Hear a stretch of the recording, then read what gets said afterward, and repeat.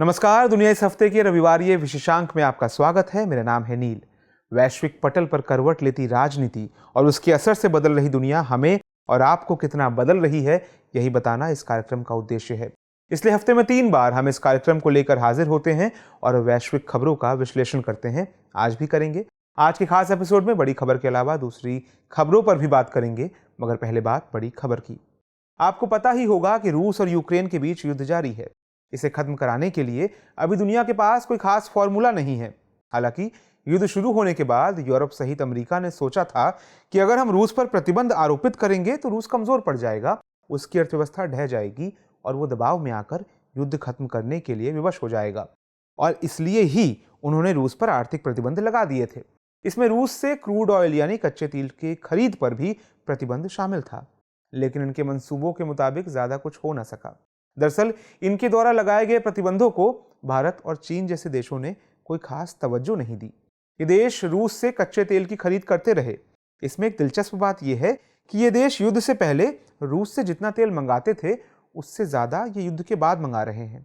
एक आंकड़े के मुताबिक पिछले साल फरवरी में रूस यूक्रेन के बीच छिड़े युद्ध से पहले तक भारत के आयात में रूसी तेल की हिस्सेदारी सिर्फ 1% थी, लेकिन एक साल में यानी फरवरी 2023 तक ये हिस्सेदारी बढ़कर 35% हो गई। इस समय तक भारत रूस से प्रतिदिन 16.2 लाख बैरल कच्चा तेल खरीद रहा था। रूस के उप प्रधानमंत्री अलेक्जेंडर नोवाक की माने तो उनके देश ने पिछले एक साल में भारत को अपनी तेल बिक्री 22% बढ़ाई है। रूस से बढ़ी तेल आपूर्ति का फायदा अब भारत की निजी कंपनियां उठा रही हैं। इन कंपनियों ने अपने रिफाइंड ऑयल प्रोडक्ट्स के लिए सबसे अच्छे बाजार के रूप में यूरोप को देखा। अगर आंकड़ों को देखें तो भारत से यूरोप में रिफाइंड ऑयल प्रोडक्ट्स का निर्यात रिकॉर्ड स्तर पर पहुंच गया है। इस तरह भले ही यूरोपियन यूनियन ने रूसी तेल पर प्रतिबंध लगा रखा हो, लेकिन भारत के जरिए वो रूस का खूब तेल खरीद रहा है। इसलिए आलोचक इसे रूस का भी दोहरापन बता रहे हैं, यूरोप का भी। सवाल है, यूरोप ऐसा कर क्यों रहा है?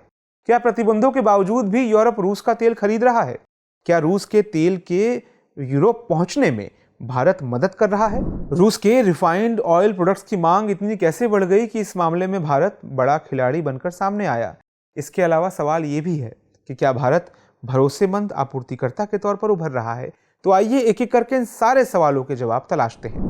जैसा कि रूस को यूक्रेन पर हमले की सजा देने के लिए यूरोपियन यूनियन ने पिछले साल दिसंबर में रूस के कच्चे तेल पर लगभग प्रतिबंध लगा दिया था, फिर इसके 2 महीने बाद उसके रिफाइंड ऑयल प्रोडक्ट्स पर भी प्रतिबंध लगा दिए गए। गौर करने वाली बात है कि प्रतिबंध से पहले तक यूरोप ने अपनी जरूरत का लगभग 30% तेल रूस से खरीदता था, लेकिन प्रतिबंध लगाने से यूरोप में यह सप्लाई गैप बन गया। इससे माना जा रहा था कि यूरोपीय संघ समेत पूरे यूरोप में सप्लाई की किल्लत पैदा हो जाएगी। ये पूरे यूरोप के लिए ज्यादा चिंता की बात थी, क्योंकि यहाँ के देश पहले से ही ऊंची महंगाई दरों से जूझ रहे थे। ये स्थिति यूरोपीय संघ के लिए दुधारी तलवार की तरह थी। एक तरफ रूस की सप्लाई चेन को काट दिया, जो पहले यूरोप का टॉप सप्लायर था, तो दूसरी तरफ उन्हें अपने यहाँ महंगाई पर भी काबू करना था। इसलिए इनको रूस के वैकल्पिक स्रोत की जरूरत महसूस हुई। ऐसे में यूरोप में इस सप्लाई गैप को भरने के लिए भारत की कुछ प्राइवेट कंपनियों ने इसे एक अच्छे मौके के तौर पर देखा। आंकड़ों के मुताबिक पिछले साल जनवरी तक भारत से यूरोपीय संघ के देशों में रिफाइंड पेट्रोलियम प्रोडक्ट्स का निर्यात लगातार 5 महीने तक बढ़ता रहा।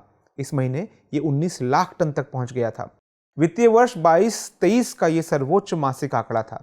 अप्रैल 2022 से लेकर जनवरी 2023 तक भारत से यूरोप में रिफाइंड पेट्रोलियम का निर्यात बढ़कर 1.16 करोड़ टन पहुंच गया। इस तरह भारत जिन 20 क्षेत्रों में अपने रिफाइंड पेट्रोल प्रोडक्ट्स निर्यात करता था, उनमें यूरोपियन यूनियन टॉप पर पहुंच गया।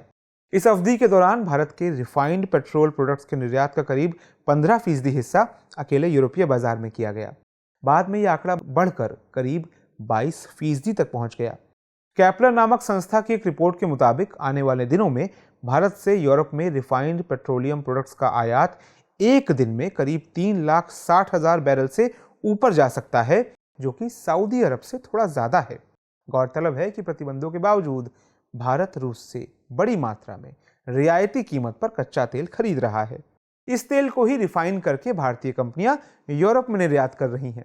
कैपलर के आंकड़ों की माने तो भारत में रूसी कच्चे तेल की आपूर्ति अप्रैल महीने में एक दिन में 2 मिलियन बैरल से ज्यादा होने की उम्मीद है, जो देश के कुल तेल आयात का लगभग 44% है। इसलिए ऐसा कहा जा रहा है कि यूरोप अब सीधे रूस से तेल न खरीद करके भारत के जरिए अप्रत्यक्ष रूप से रूसी तेल खरीद रहा है। अब सवाल है कि क्या भारत यूरोप के लिए भरोसेमंद आपूर्तिकर्ता के तौर पर उभर रहा है? असल में अमेरिका और यूरोपीय देश नहीं चाहते कि रूस पर प्रतिबंधों के चलते आपूर्ति श्रृंखला बाधित हो। अगर ऐसा होता तो वो रूस के लिए प्राइस कैप की योजना नहीं लाते। इस योजना के तहत ये प्रावधान किया गया था कि जो देश रूस से तेल खरीद रहे हैं वो उससे एक निश्चित कीमत से ज्यादा पर तेल ना खरीदें। इसके जरिए ये रूस की आर्थिक हैसियत कम करना चाहते हैं। हालांकि भारत और चीन ने इस योजना के मसौदे को खारिज कर दिया था और तब से लेकर अब तक दोनों देश तय कीमत पर ही रूस से तेल खरीद रहे हैं। उधर रूस के तेल पर बैन के बाद यूरोपीय देशों में तेल संकट की नौबत आ गई। इसी के चलते वहां पेट्रोलियम उत्पादों का आयात बढ़ने लगा। इसमें भारत की कंपनियों ने भी अपनी सक्रिय भागीदारी को अंजाम दिया। हालांकि इससे पहले तक यूरोपीय देश भारत से ज्यादा रिफाइंड प्रोडक्ट्स नहीं खरीदते थे, लेकिन अब मौजूदा संकट के मद्देनजर इन देशों ने भारतीय उत्पादों को तवज्जो देना शुरू कर दिया है। ये अमेरिका और यूरोपीय देशों के लिए राहत की बात होगी कि भारत की रिफाइनिंग कंपनियों की वैश्विक तेल सप्लाई बरकरार रहे, क्योंकि इससे इनके यहाँ भी सप्लाई बनी रहेगी, खासकर यूरोप के लिए, क्योंकि बढ़ती महंगाई को देखते हुए वहां तेल महंगा होना खतरे की घंटी के समान है। ऐसे में अमेरिका और यूरोप को लग रहा है कि तेल की ग्लोबल सप्लाई को झटके से बचाने के लिए भारतीय रिफाइनिंग कंपनियों का निर्यात बढ़ना एक अच्छा संकेत है। लिहाजा ये भारत की आर्थिक क्षमता के लिए भी अच्छी बात है। इससे भारत एक भरोसेमंद सप्लायर के तौर पर उभर रहा है।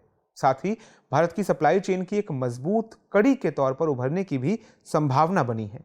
इस वजह से इस पर अमेरिका समेत यूरोपीय देश भरोसा कर सकते हैं।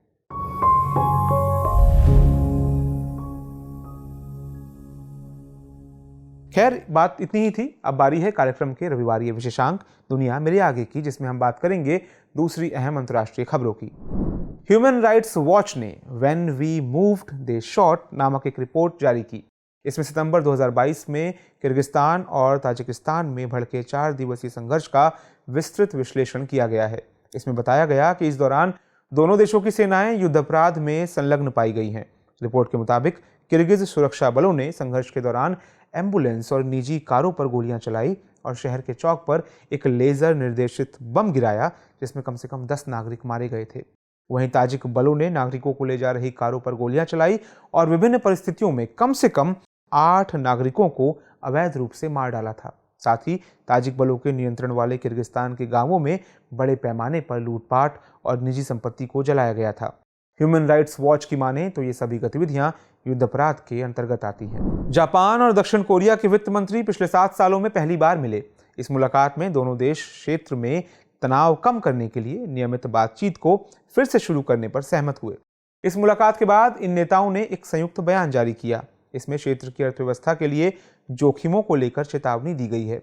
इसके अलावा हाल ही में अमेरिका और यूरोपीय बैंकिंग क्षेत्र की उथल पुथल से संभावित स्पिल ओवर के प्रति देशों से सतर्क रहने की अपील की गई है।